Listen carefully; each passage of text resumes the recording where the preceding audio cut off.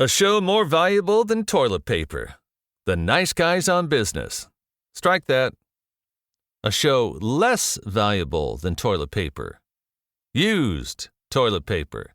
The Nice Guys on Business. They didn't actually make an offer. Right. They basically said, here's your profit, and here's your debt, and here's the calculation we use to figure out what we think your company might be worth. Didn't actually give us a number. Also, they left it to us to figure out because it was too low a number for Strickland.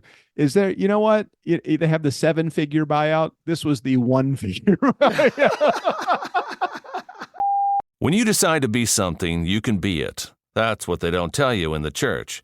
When I was your age, they would say we could become cops or criminals. Today, what I'm saying is this. When you're facing the Nice Guys on Business, what's the difference? Most days, they take their meds. This is not one of those days. Welcome to Fuckery with the Nice Guys. No interviews, no business content. Just your two favorite slack-jawed mouth breathers ranting about whatever. Now, strap yourselves in for Nice Guys Fuckery with the kings of fuckery, Doug Sandler and Strickland Bonner. I am recording to the cloud right now. Is there really a cloud? And if there is a cloud, how does it hold up all of the recordings? The more recordings that we put in it, the more. I think the cloud would get super heavy and fall, or things would start falling from it at some point, right? Well, speaking of which, things falling from the sky, you know who the quoter of that said, the sky is falling, don't you? Chicken Little. That was Chicken Little. And speaking of chickens, we have an escaped chicken in our backyard right now, only in Ojai. Wow, now that was quite a segue, Doug. That was impressive. That was You went from the cloud to the sky is falling to... Damn, that was actually very impressive. It's almost like you planned it. I didn't plan that, just like I don't plan most things in my life. But yes, there is an escaped chicken in our backyard. We do believe, we're pretty much sure that it is our next door neighbor's chicken because it's the same markings as the chickens that were next door. So JJ right now is trying to round up said chicken. And she's like, I don't know what to do. I was afraid to touch it. After you get a few eggs out of it, right? You're just going to take your time there. Oh, well, shit. We're not stupid. We did get a dozen eggs out of it before. Of course. It's been here for 12 days, 1 egg a day for 12 days. And yeah, we are getting our eggs worth. The other thing that we didn't plan, which if for any of you who are watching, which is none of you because we don't post the video, yes. Doug and I did not plan on being twinsies today. Oh my God, total twinsies. I know, not only the same turnkey jacket, but the same turnkey t-shirt underneath the turnkey jacket. Double twinsies. Well, I kind of knew that you only had a certain amount of clothing where you are. You're in, are you in Utah right now? I'm in St. George, Utah, yes. And it looks like, are you staying in a hotel room in St. George? I'm in the beautiful Fairfield Inn in St. George, Utah. Yes. You know, the Fairfield is, it is undervalued, but I will tell you, it is a fine hotel, especially when you need a place to rest your weary head and you see that Fairfield sign on the highway. It's like, oh, well, at least I know I'm going to get a bed with clean sheets when I go there. So I agree. And I have a significant amount of space. I have enough room. I had to move a small table out of the way, but I can do my yoga stretches in the morning here. And I have plenty of room to move around and working during the day and hanging out with friends in the evening. And it's a very large TV, which is nice. I've been and a fridge and a microwave too. Wow. And I'm going to go out on a limb here and say, is that a toner microphone that you have? Oh my God, how did you know that? How do you recognize that fucking random brand? Because I am in the podcast production business. I've sampled so many microphones. Dude, and you can't even see the whole goddamn mic. All you can see is the end of it. That's amazing. Jesus. How the fuck did you know that? This is like such an off brand. And it's like, oh, look, you get the shock mount and you get the little boom and it's like $25 or some shit, but well, like, it's all included. The downside to the toner microphone, at least the old ones, and maybe it's the same with that one too, is you can't actually plug your headphones into the toner microphone either. You have to plug those directly into your computer, right? Exactly. And there's the USB cable is hardwired on the mic end, right? So you can't replace it. Correct. It is literally, if that cord breaks, you are SOL on that one. And there's no settings either. There's no gain. There's no nothing. I've There's got my not headphones one- plugged into the computer directly. not one fucking knob on that microphone. It's plug and stumble. But it is very compact, and it does have a shock mount, which is kind of nice. So it's like Yeah.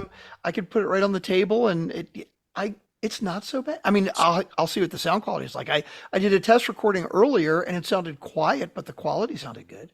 It's a little thin. It actually has, I mean, it's not bad at all. It's not quite as booming as your Shure microphone, the one that I'm using at home either. But it's got a couple of, I think it only has one side of the microphone is the pickup pattern. And I don't think it's the top. I think it's the side of that, if I remember correctly.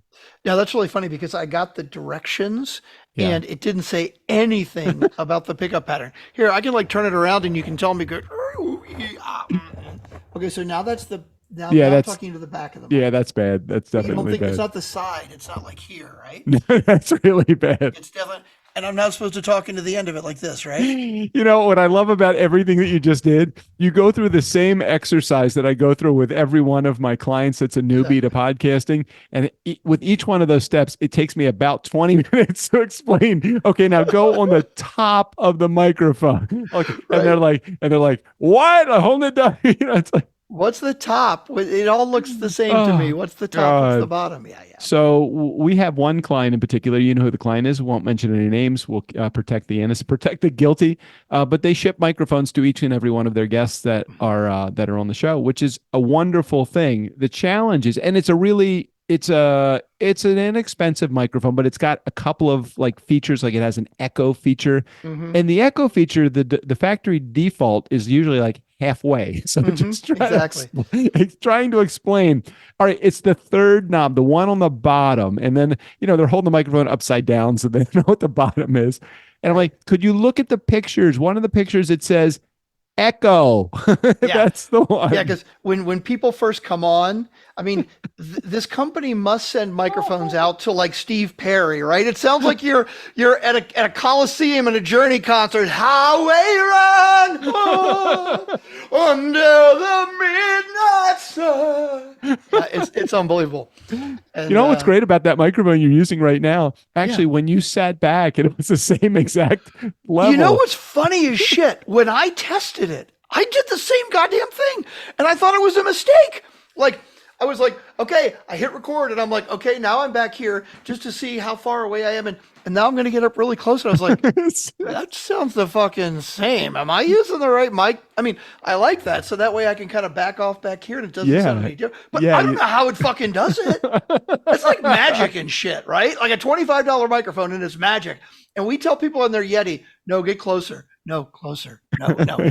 Okay, there you go. Now I can hear you. Right? Like, it's unbelievable. So that microphone literally was $25, and that's probably the least expensive or the lower end of the microphones that they have that are out there. And you buy a PC that may be like $700 or $800, which translates probably into Mac money, probably about an $8,000 Mac. Exactly. And no matter what Mac or what PC that you get, it's the same shitty microphone on every one. It's like, why can't Mac or PCs put in a microphone that's $25 worth and get a good sound out of it? I don't understand why that's not possible. Honestly, I think it has to do with size.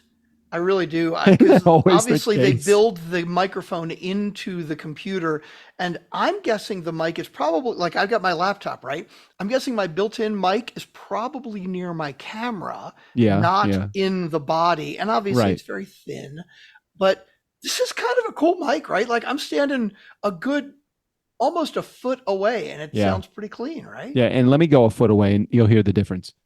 So right now I'm about a foot away from the microphone. Is it a big difference in sound? So now Doug sounds like Grover. No, I am far away. You can't do that with that microphone. You can't. It sounds like you still. Damn. Okay, well, good to know though. All right, so I haven't heard any screams, and that's a good sign, so that I know that the chicken has not decapitated JJ or anything like that. So I thought maybe we would spend today just doing a little debriefing about our Las Vegas experience, unless you had other topics that you wanted to discuss. No, not really. Welcome back. Welcome back. My name's Strickland Bonner on the other side of the microphone, Mr. Doug Sandler. That was for Jared, who was worried that I wasn't going to say it. Um, for any of you who have not seen our antics in Las Vegas, you need to join the Facebook group now. Go to Mm-hmm. niceshortcut.com. And it's a private group, but we will let you in. We really don't even care how you answer the two questions at this point, because obviously you're a listener if you found the shortcut. But dude, we had so much goddamn fun in Vegas, and we This was good. posted all kinds of pictures and video and shit. Like, if you want to see me dancing like a white guy, and like Doug and my bromance, and me and Doug with Donald Trump, and me with all of the Johnny Depps. That is what Fremont Street, downtown Vegas is all about. It was super fun. It was a lot of fun. We had everything from bowling to boba, bowling to boba, bromance, and All the do, bees. any boobs? No boobs. Oh, no boobs though. Well, that would be an HR violation. Yeah, that's probably true. It probably couldn't do that. But I'd like to start with the boba experience because we were or I was. Maybe you weren't. I'm going to protect you for a moment. I was very down on boba. I'm like, why would anybody drink this? I'm like the little balls that are in there. Oh, balls, boba balls. There's another B. I couldn't understand really the big attraction to boba. But after having my first boba experience. I have validated everything that I said. Oh, No, really? no, So no, it's no, no. I'm just kidding. I'm kidding. it's funny because I definitely I think I was very vocal about my opposition to boba previously. Now, I had only tried it once, but it was such a negative experience. I did not feel the need to ever try it again. But I was happy that I did because I don't know what the difference was. I got a different kind of boba ball. I didn't get the balls, right? Mine, it was like boba confetti or something. I It don't was know. like cubes of Yeah, boba. it was like little tiny gummy cubes, and I Yeah. have to admit, it was okay. I was there was something about the first time I did it and the balls. Maybe they weren't soft enough or they weren't gummy enough, but it really or they were too big. I don't know. But this time when I tried it, I got like the little gummy confetti, and they were like very small, cubish, like at gummy-ish, and it was a good consistency, and they were small enough that it didn't bother me because I was expecting them to come through the straw. Um, I would probably try it again sometime. Yeah. I think there's got to be a relationship to the straw size and the boba in themselves. Of course, you can't have a straw diameter that's smaller than the boba because then you'd have all the boba balls caught at the bottom of the cup. Hmm. So you need a larger straw, like the kind of like you remember going to McDonald's and getting a milkshake when you were a younger kid. Those straws were really extra wide. I'm like, why are they so wide? Because you got to get a lot of that thick shake up the straw. Same applies to boba. You have to have a straw that will fit the diameter of the ball. And in our case, I think even your cubes were big, but I had the I guess traditional boba balls, Hmm. and they were good. They really were. It was. I got a Thai tea boba, I think it Hmm. was. So I got a flavor that was a little bit more mellow. It wasn't anything too fancy or too punchy or anything like that.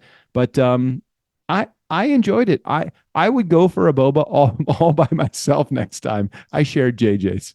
I wonder, has anybody come out with like alcoholic boba tea, Ooh, what a great right? idea. So like you get it in a boozy drink, and the boba balls are like did you have you ever had what do they call them? Electric cherries or something? I can't remember what they called it. Cherry bombs, where you would take cherries and you drop them in, like you soak them in grain alcohol for Oh like my two God. weeks, and then you take one, and when you crunch it, like you can just feel the alcohol Right, enveloping your mouth right. because they're so strong.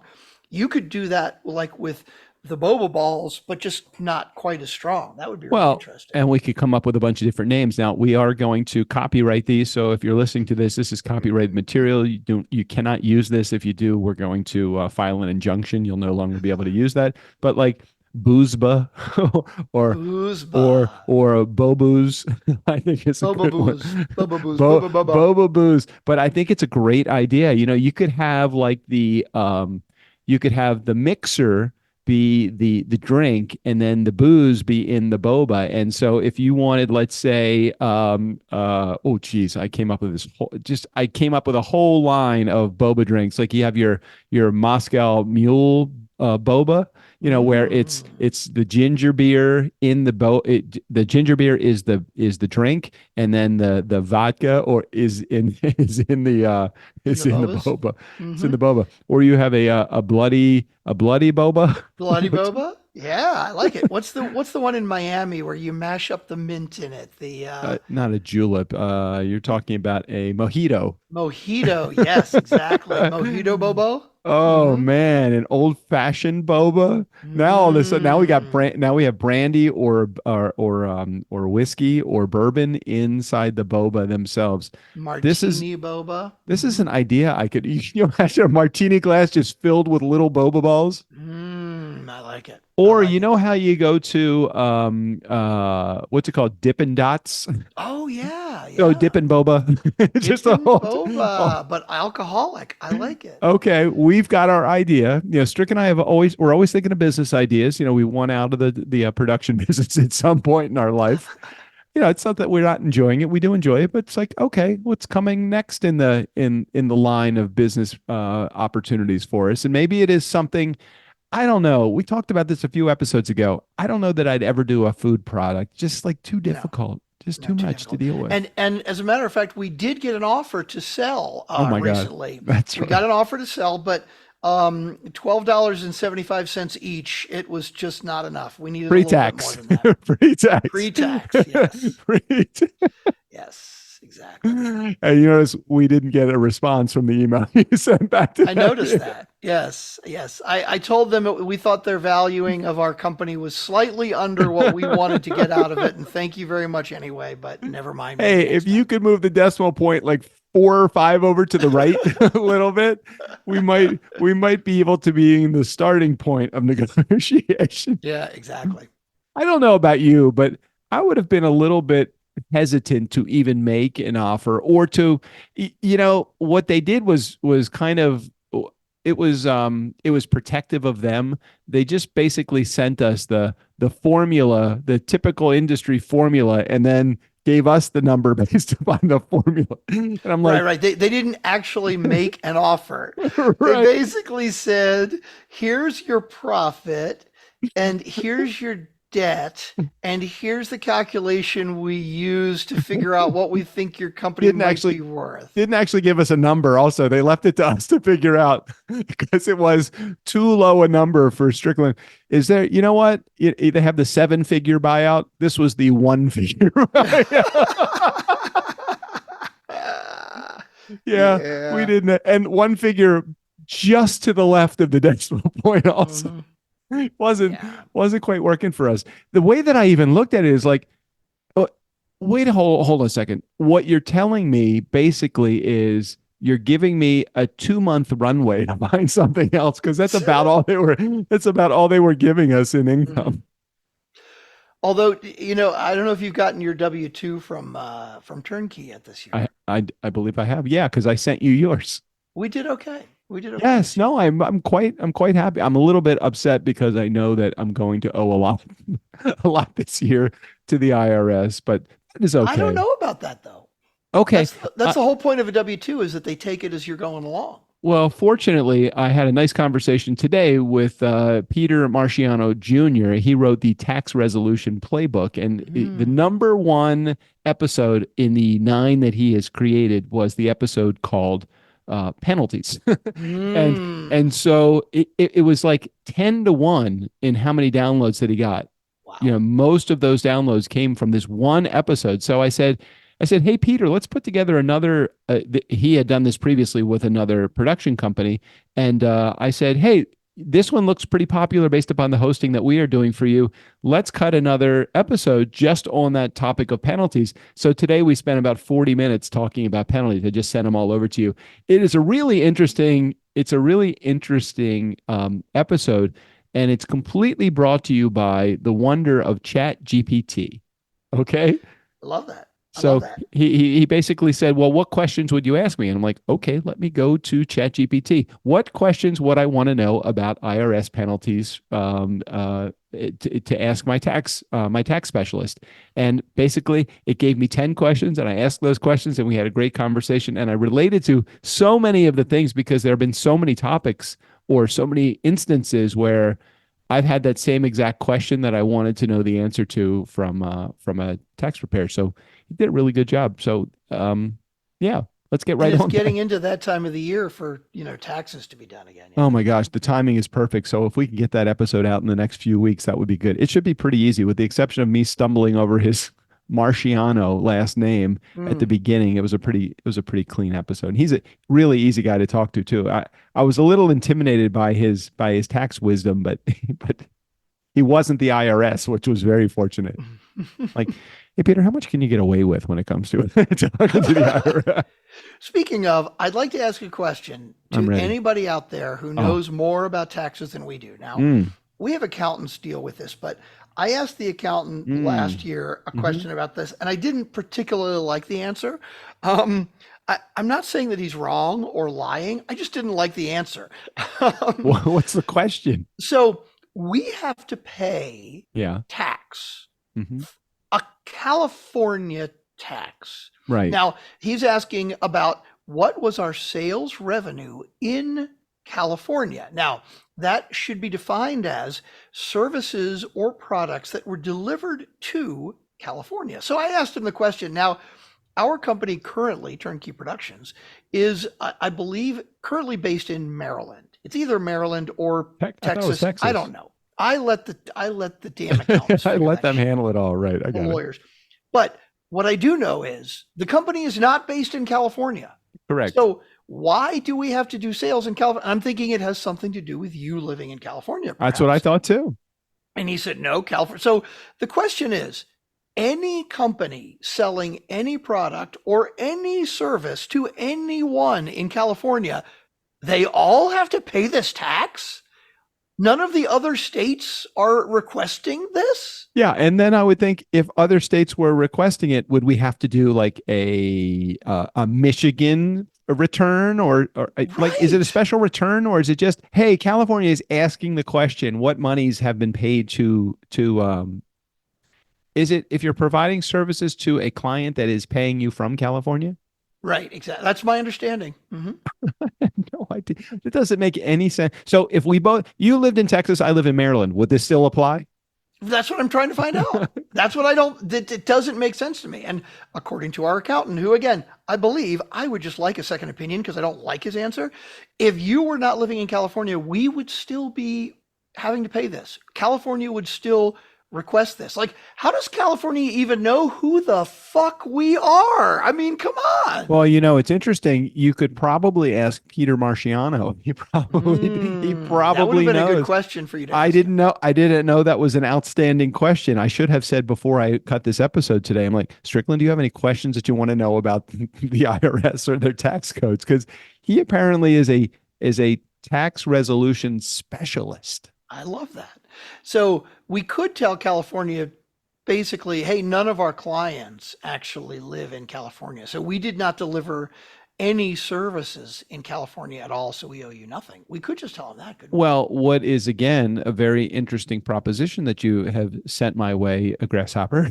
What is very interesting is in one of my questions that I asked Peter about the gray area versus, an area that would send up a flag. He Hmm. said, here's one thing that you never want to do. You never want to lie to the IRS. Real about anything at all? Yeah, you want to take advantage of all the gray, but you Hmm. don't want to lie to the IRS. For example, if one of the tax laws is you have to pay taxes to every client that paid you money from California, Hmm. that lived in that is based in California, and we claim none, and we know that there are five, Hmm. then we are lying to the IRS. So I'm not. Do we need to know where all of these, like, do you know where all, I don't know where all of our clients are, do you? And how would we No, know that? no, but I'm sure you can't really plead ignorance to the IRS either, though, Huh. Well, Although I don't know, because it's like delivery, right? Do you deliver a product to California? Nope. We nope. just do it online. They grab it Right. from wherever they are, right? Right. And the other thing that would kind of, be a fly in the ointment here is I've moved to California. And if I was one of those companies, I have a routing and account number that are Maryland based because that's where my fast forward company is located. Now, Mm. what is the technicality there? Am I a Maryland company or would I be a California company because I am doing business in California? I think we got to ask Bob about this. And we're veering dangerously close to business Business advice. advice. But since we know nothing about this, we wouldn't call this business advice. This is just business questions. All right. Let's get back onto the important subject. I want to talk about pink box donuts. Oh Oh, my Pink God. Box. Okay, I want to tell you a story about Pink Box. Oh, go ahead. The first time I had Pink Box donuts, and this Hmm. will make anyone who has ever had Pink Box donuts will laugh at this. Um, I was in Orlando, Florida. I was at Universal Studios, and it was myself. It was four people, right? Four of us, and um, I was gonna get like oh, you know what? It was actually six. Okay, it was four of us, and then two other friends that might have been there as well. And I wasn't sure if they were going to be joining us for breakfast or not, right? So I'm getting donuts for Pink Box Donuts. And I'm like, oh, I'll order a dozen donuts, right? And I'm thinking, okay, well, there's four of us, but it might be six of us, right? Right. Like two donuts each. I don't know if that'll be enough. So I Oh, decided to order 18 donuts wow. instead. Oh my God. Now, for those of you who don't know, and by the way, it did end up only being four of us, right? But Yeah, donuts for a month. Pink Box Donuts, right? Oh my God. Pink Box Donuts are fucking, not only are they huge, but they're so filling because they Oh are my God. ridiculously rich and Yes. really sweet. Like, I like a really sweet donut, but if you're not ready for it or not in the mood for it, like, my God, it is like two donuts will turn you into a diabetic. I mean, it's like I nuts, got but we their had so many I leftovers. got their And peanut butter and jelly donut. oh my God, that sounds so good. It Oh. was so good. Okay, anyway, go ahead. So yeah, we each ate one donut and we were like, what the fuck was I thinking? Yeah, we had tons And of I leftovers. don't recall them being like Vegas pricing either. I don't recall them being over the top. I mean, normally if you go to Dunkin' Donuts or a regular donut shop, you'll spend a buck, $1.50 for a donut. Does that sound Yeah, about right? I think that's about I right. I Yeah. think that's about right. And these are significantly larger donuts. And I want to say that they're 250, $3 for a Yeah. donut. I agree. I don't think they were ridiculously overpriced. It was not Vegas casino pricing, I don't They do think. have Pink Box Donuts does have normal sized donuts. They have also the fancy ones and the show fancy ones or what. All right, there's a bunch of different levels that you can get, and then they have one that's like a cube donut. I don't know what that one's called. I don't remember I could that one. probably look it up.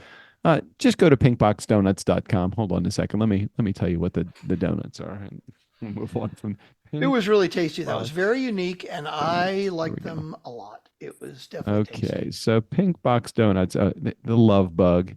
Yeah, Donuts of the Month, the Love Bug. Oh man, they have so many good ones. Man, they have a lot of locations. It looks like they have what, 3, 6, 9, 10, 11 donuts, including one in the Allegiant Stadium. Is that the stadium Oh, is that the one in Vegas? yeah, that would be really interesting. If I were going to see like a Raiders game, would I want to get donuts? Traditionally, I wouldn't think that I would, but if I were there, I might be like, donut sounds really fucking good right now.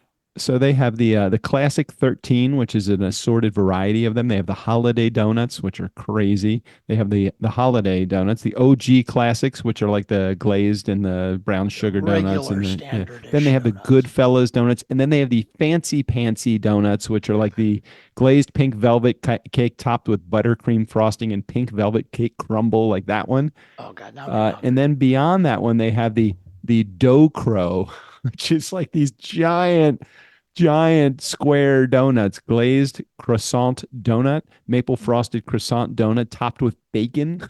They have that. Dude, you share your screen. I didn't see those. God damn, if I'd known they had those, I might have Okay, tried hold on one. a second. Shit, I'll that sounds good. get there. So yeah, I don't remember seeing that.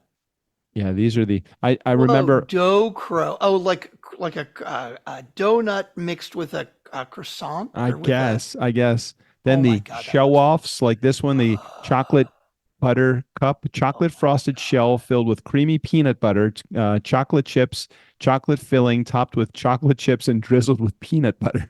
Okay, That's but like when you get to let's look at the show offs group, right? okay. Yeah. What about that is a donut?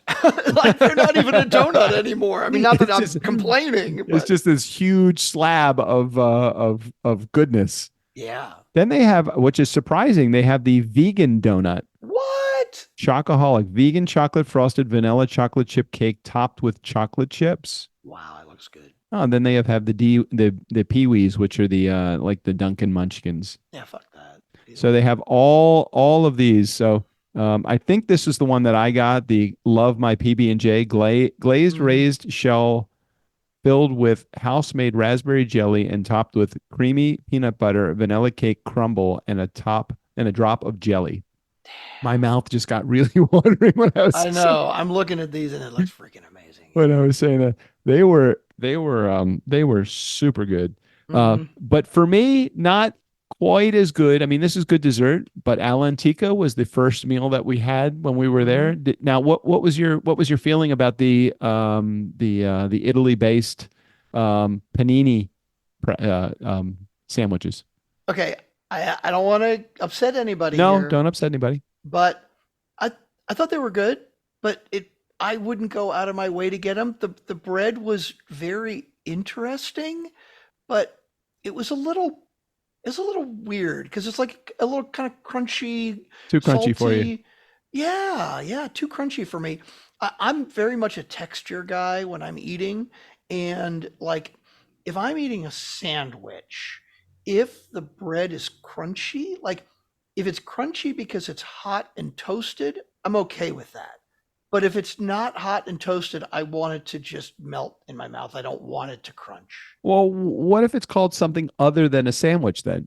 If you get soup and it tastes like crunchy like a sandwich, you're going to say that's not any soup that I like. But if you get soup and it's creamy and it's fulfilling and it's hearty and it's all the things that you want, then you can call it soup. Now, if you called it something else, would it make a difference, or is there a level of expectation that you have in your brain when you're about to bite into this panini slash Well, sandwich? but even the taste, it was like it was really good, Oh, but it okay. wasn't like, oh my God, this is the greatest sandwich I've ever had. Okay. What would your feeling be about somewhere like Jersey Mike's or any of the or like Firehouse Subs or you remember when what the hell is the name of that sub place that started that everything's warm. They're all warm. Oh yeah, yeah. What is Everything's the toasted, right? what Quiznos, toasty. Quiznos. I gotta Wait, say, is it Quiznos? I'm generally down on the chains. Like Subway is just No, shit. sorry, not Quiznos. Potbelly. Oh yeah, Potbelly. Potbelly sandwiches are good. Yeah, but Um, but they're not like I go into Potbelly and I do like them, but I don't consider them like the same as going to Jersey Mike's. And I like them both probably equally, but I would not consider Potbelly a sub. It's more of a I don't know. It's not open faced because they serve them closed, but mhm. it's a warm sandwich. Yeah. Um, I remember the first time, or one of the first times I went into a Subway years ago when they were first starting out, right? And um, I got a sub and I asked for double meat, Mm, right? mhm. And I get it to the table and I look at it and I'm like, oh yeah, this is obviously single meat. There's not a lot of meat on here. And I take it back to them and they're like, hey, yeah, oh no, that's double meat. I'm like, I'm never fucking coming back to Subway ever again. Oh, it was Subway. Oh yeah, Oh, you they're got so fucking you, chintzy with you got you they've got gotten better because I You've think gotten people complain six so much. slices of that thin meat as opposed to three slices, and that's double meat. Three Oh, slices of meat does not make you when you go to Subway, there's one thing you're trying to do: stop being hungry. That's the only thing. Like when you go to Denny's, the only thing that you are assured of is that they're going to be open. exactly, exactly. You're not If you gonna have get. no other expectations other than they're open, you won't be disappointed. Um, and I do think Subway's gotten better, but only because people complained so goddamn much. You think Um, so? and you know what's funny? Like I did actually have a meatball sub because I was like, Mm. one of the nights in Vegas, it was like midnight, and I usually don't eat late, but I'm like, God damn, I'm really hungry. I just want to eat something. And there's a 24-hour Subway right in the hotel. And I did get a meatball sub. And, when you get a meatball sub, there's plenty of meat in the meatball. And Right. that was really tasty. That was pretty tasty, I got to admit. But other than that, I don't go to sub places that much. I've been to Potbelly a couple times, and I've not been disappointed. I like Yeah. Potbelly. Yeah. I don't know that I've ever been to a Jersey Mike's. I went to, I know where I went. I went to a Schlotzsky's once, What the hell right? is a Schlotzsky's? Again, it's one of these Sounds where like it's a condition. I know, right? I think it's one, it's like it started in New York or somewhere, and it's a chain, and they're supposed to be amazing, but like Aliante or whatever, like it's like they've got their own special bread and everything. And I was like, I just wasn't impressed. I would not go back to Schlotzsky's again. Came down with a case of the Schlotzsky's. That's all I can tell you. Okay, I want to talk about our dinner at Oscars because we had the funniest ending to that dinner. I want to talk about that too. You remember after when the check came, when we all had to guess the check, and then oh God, that was funny. Well, no, that was before the check came.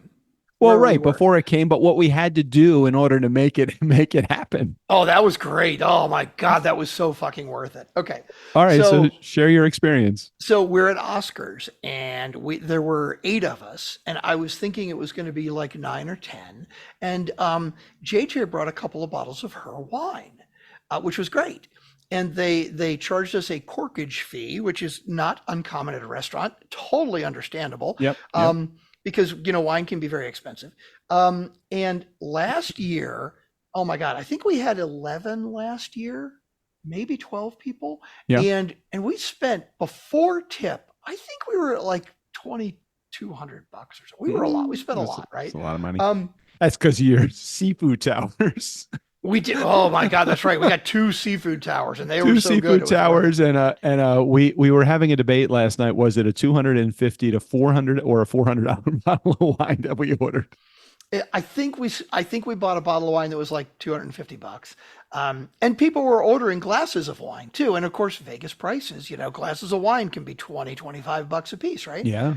So we get to the end of the meal. Now, we had made an agreement with Oscars because we got this little private room, this wine room that was cool. Amazing. Oh my God, it was so great. It was worth it. It was perfect so worth for us. it. Perfect. But there is a food and beverage minimum spend if you want to take up that room, which is completely understandable. Our minimum spend was $1,500, food and beverage, pre-tax, pre-tip and everything, right? So we get to the end of the meal and we're ordering dessert. And I say to our waiter, Danny, what was his name? Daniel? Dave. I don't remember now. David? I think so. I think it was Dave. Okay. I'm going to go So Dave.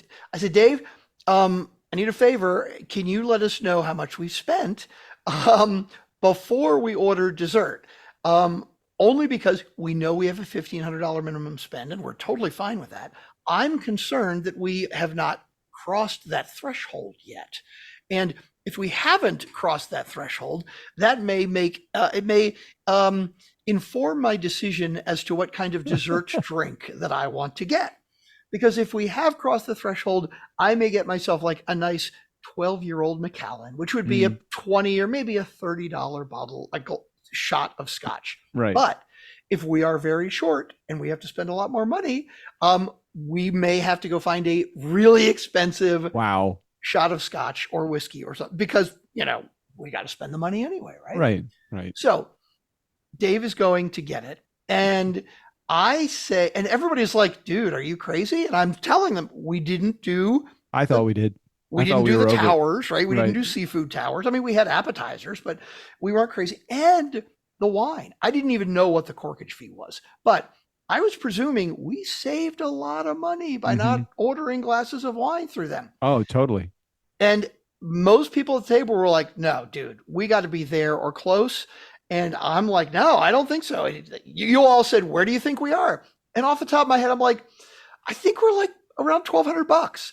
And so we did a little poll all around the table. Everybody wrote down what they thought we were at. Yep. Somebody said $1,350 and $1,500 and $1,550 and $1,650. That was the kind of the general numbers, right? Right.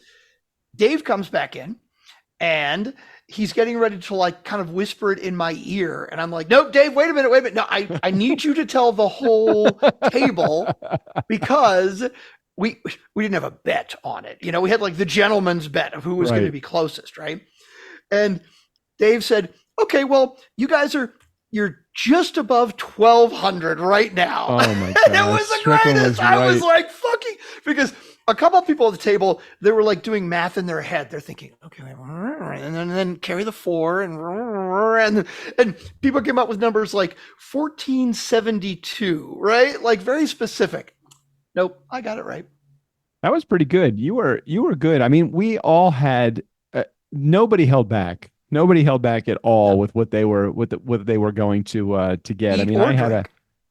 right with eating or drinking. We had JJ's 2 bottles of wine at dinner. We had everybody had. Well, we didn't have there wasn't a lot of dessert eaters because it was so fucking filling. Oh my God, the meal itself. I took half of my steak back to the room. I couldn't eat a freaking 8-ounce steak. Well, I specifically got the 9-ounce rib cap because I kind of wanted a ribeye, but it was a 24-ounce ribeye. I'm like, I'm not even going to eat half of it. Mine was perfect. That was all I needed was a 9-ounce steak. And we even had one member of our party order the 5-ounce Wagyu market price. Like did you save a copy of the receipt? I didn't notice what the market price was. I probably have it somewhere. I just don't I didn't know even save a copy of it, like an itemized copy, but I'm curious how much that was. But even with that, we were still $300 shy of our minimum. Now we knew we're getting some desserts, so we're going to spend like $50-$80 on a couple of desserts, right? So Ashley's husband, Chase, and Ashley's husband is a good Scotch whiskey kind of guy, right? Bourbon. Yep. And so we went to the bar to say, what good stuff do you have? Well, they had, and by the way, if patient 0, Paul Morena, if you are listening, you're going to be really jealous because they had a 10-year-old and 15-year-old Pappy Van Winkle. And this is like meant nothing to me. It meant nothing to me. Pappy Van may as well have been Rip Van Winkle. It's really sought after and hard to get because there just aren't that many. There weren't that many bottles made, and so we got a 2-ounce shot of the 10-year-old, which was $60 an ounce, and a 1-ounce shot of the 15. It was 15 or 18-year-old, which was $180 a shot, and oh my God, they were good. They were both. Which one did I take the tiny, teeny sip of that I couldn't even? It was just so much burn in my mouth. I don't know where the enjoyment is in that. I really don't. I haven't figured that part out of bourbon drinking. It is definitely an acquired taste. It definitely is. And when I'm drinking at home, I will usually do it on the rocks. Like I'll put some ice in. But of course, with this, when I said to Chase, of course, the Dave, our waiter, was like, would you like that neat or on the rocks? And I look at Chase and I'm like, neat, right? And he was like, neat.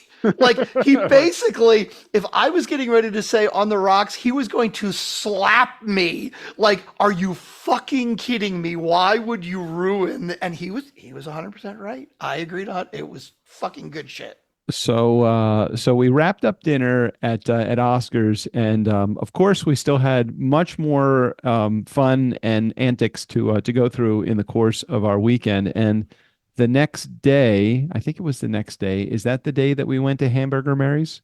Yeah. Oh my God. Okay. Well, let's back up a minute though first. Okay.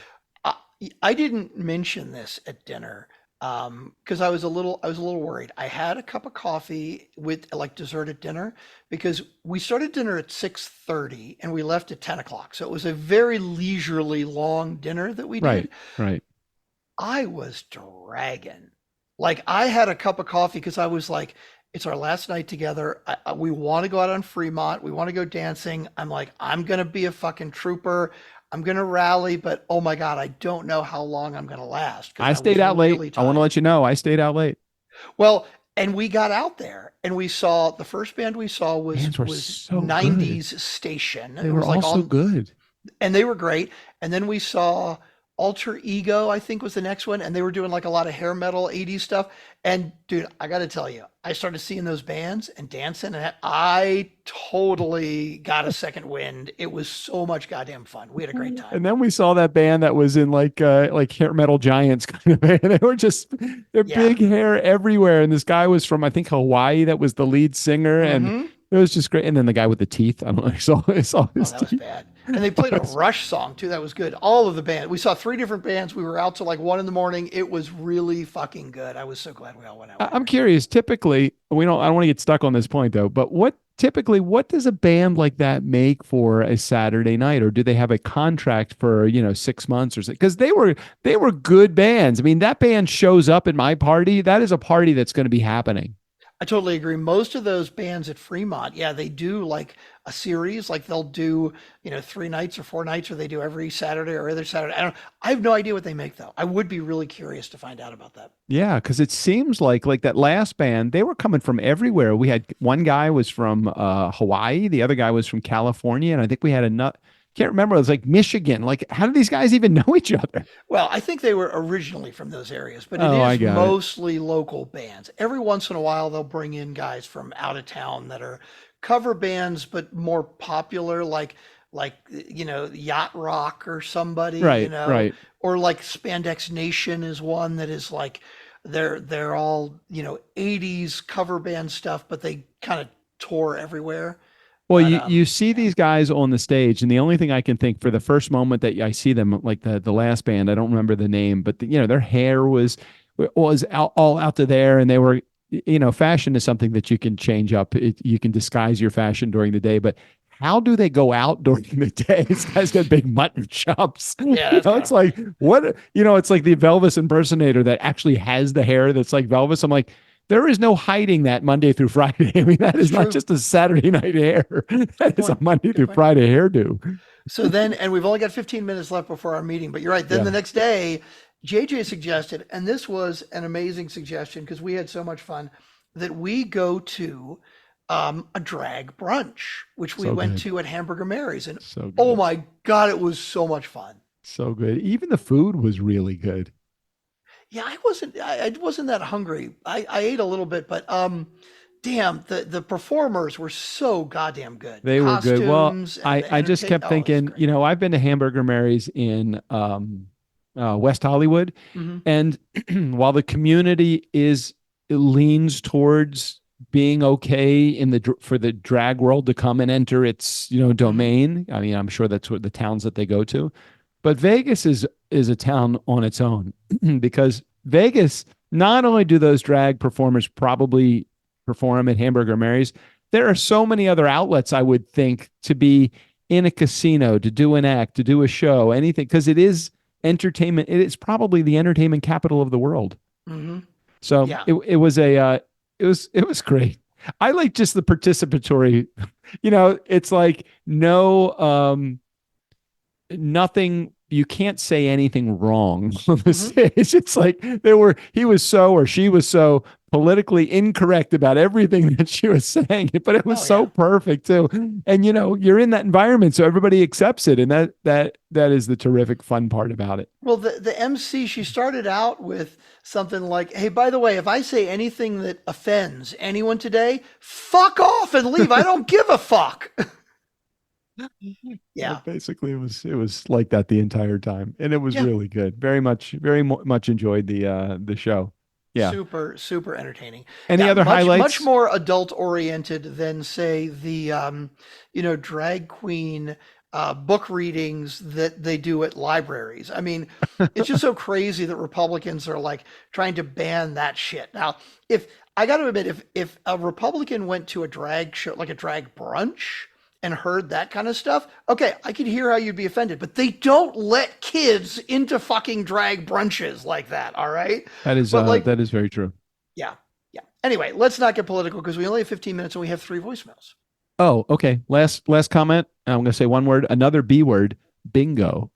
Oh my God. I totally forgot about bingo. Okay. I was trying to write down all the experiences we had, and bingo was one that wasn't on the list until I just thought about it. So there is, at the plaza where we stayed, It's called Not Your Grandmother's Bingo, right? And so I'm looking at like this giveaway, like here's how it plays, right? The rules and stuff before we get there. And I'm like, this looks fucking complicated. We wanted to do bingo as a group thing and it was going to be fun, but I'm like, I got to get there 15 minutes early because I got to read the rules because this looks complicated.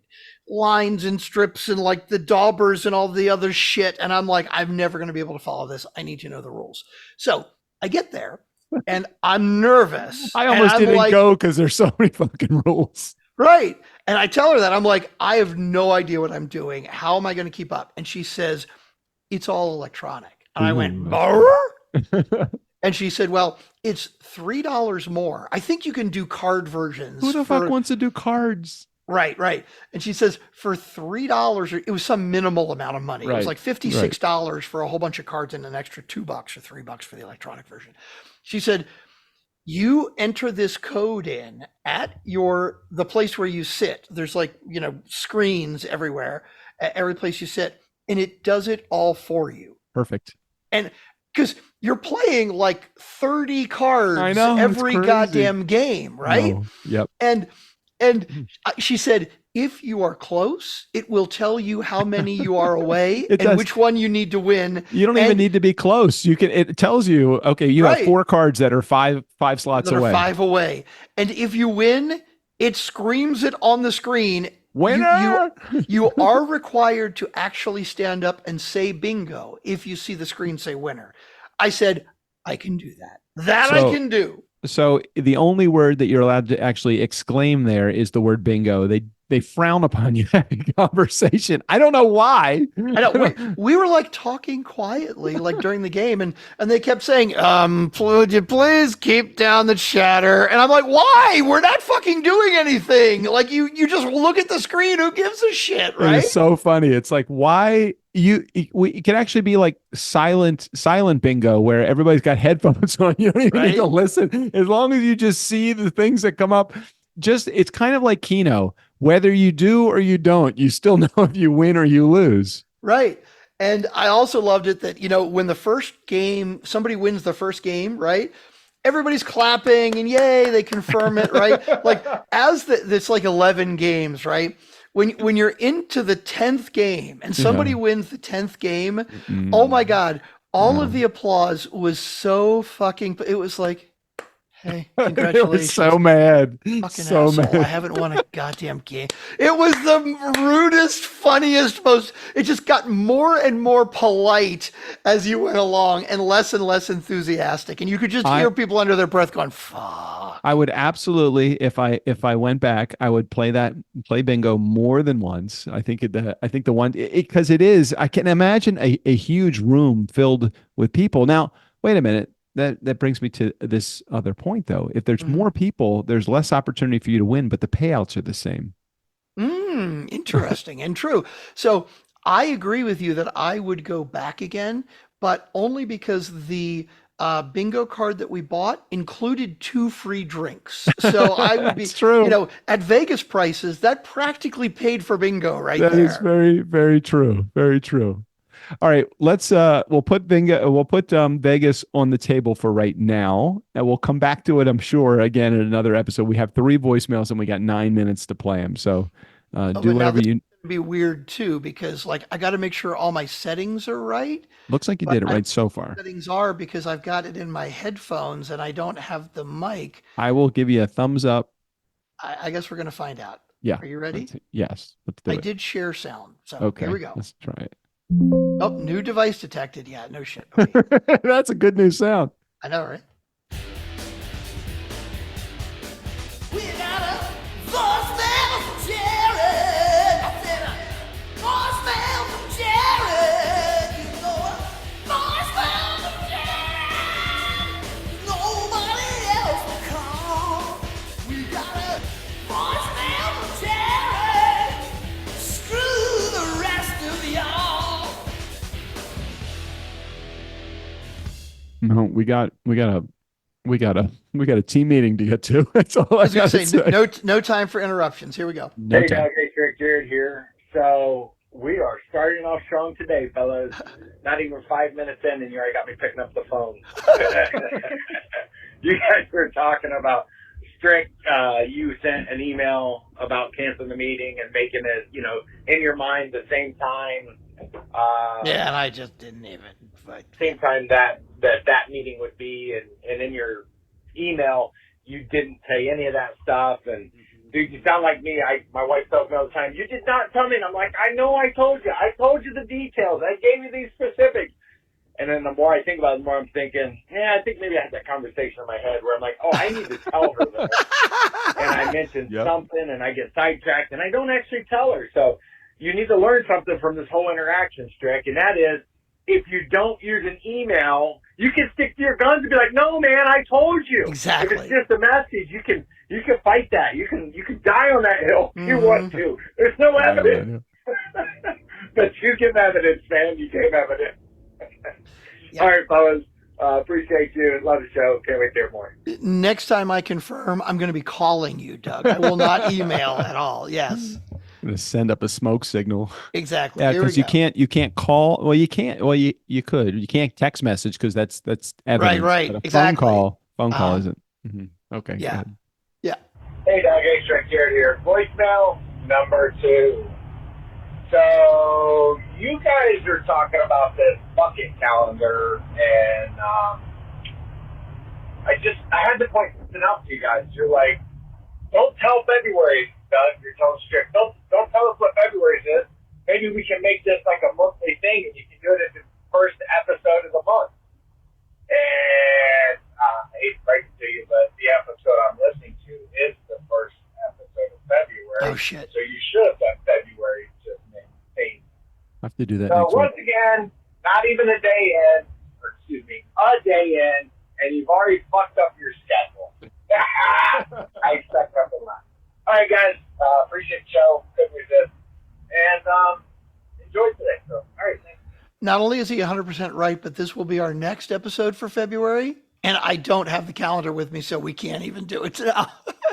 Oh, wait. What did you give January? Is that what you gave? Yeah, January, yeah. You shared January. You didn't share February. Mm-hmm, correct. Okay. So it's kind of like a mortgage payment. It's interest in arrears. It's interest after the fact. That's what it is. Got it. Okay, here we go. Let's go for number 3 now.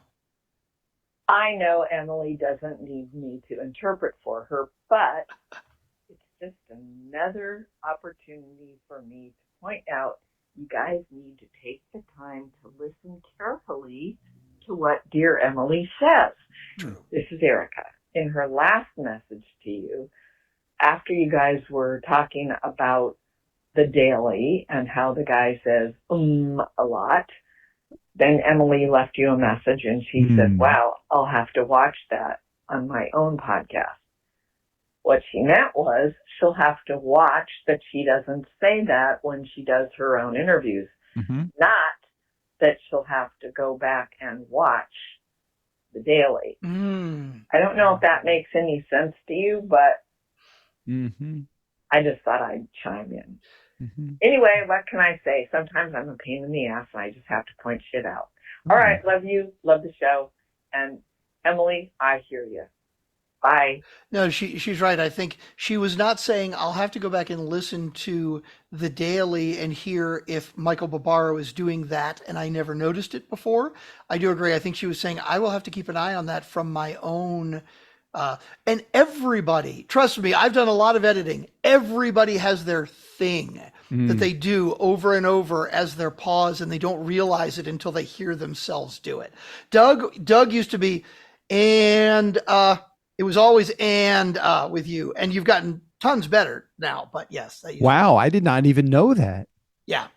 So yeah, wait. So give me a for instance instead of just saying the end. Give me the rest of the sentence or the preceding. So sentence, you'd be like, yeah, we went to Hamburger Mary's, and so when you're trying to think of the next thing that you're going to say, instead of just pausing, you would be like and the other thing I remember, it would roll into the word. right? It wouldn't be Oh and. yeah. Yes, There would be I no know. pause in between, which I makes do. editing more challenging. I do right? know that. I've tried to edit my own stuff, and sometimes I do have phrases that lead right into the next one. It's like I don't allow a clear cut path to provide for an edit point. I do have an exception to what Erica had just mentioned on her voicemail, not because anything that she said wasn't correct, but she assumed, maybe wrongfully or maybe she assumed properly, that I would even remember that we had that conversation, because I don't even remember having that conversation about. I do remember having it about Michael Barbaro, but I don't remember having it and Emily leaving a voicemail referring back to the Daily or her show. I remember it because she brought it back up. As soon as Emily said it, I remembered it. But before that, I did not remember. All right, look, we promised you we would bring you an episode in under an hour. No, maybe we didn't promise you that. We promised each other. Let's put the episode recording an hour before the meeting. That way we would have So to we keep would have it. no choice but to finish in an hour because choice. we have to get to our meeting. We have been so used to bringing you a 90-minute episode, and no, we can't even possibly do that today. So we're just shy of our meeting time. So why don't we head out of here? Do you have any final wrap-up comments before we go? Only that I just checked on my Robinhood account, which I started. Actually, it's only been 1 week because today's Yes. February 7th, right? Yes, I bought yes. this stock on January 31st, 18.7% up. Wow, on In one stock. 1 week. One week. Stock. All right. If I'd only bought $50,000 worth instead of $50 worth, right? I gotta get to JJ's account because I haven't yet set up JJ's account. I know I'm slower behind. That will be on me. That's fine. It'll be my fault, and it will keep me behind or ahead depending on where we are. Anyway, let's head out of here. If you guys are following along in Robinhood, check if you're less than 18%, then you aren't doing as well as Strickland. If you're more than 18%, good on you. If you haven't yet done it yet, Robinhood, sign up for an account and put $50 in it for the month of February, and then we will see how you guys are doing. All right, and Steve if you O'Brien. need directions, just listen to last week. Steve O'Brien, take us out of here. The nice guys want to hear from you. Call 4242 DJ Doug and ask any questions you like. Well, except about the cloud. Nobody understands the cloud. Don't bring up Santa Claus either. Doug's still a believer.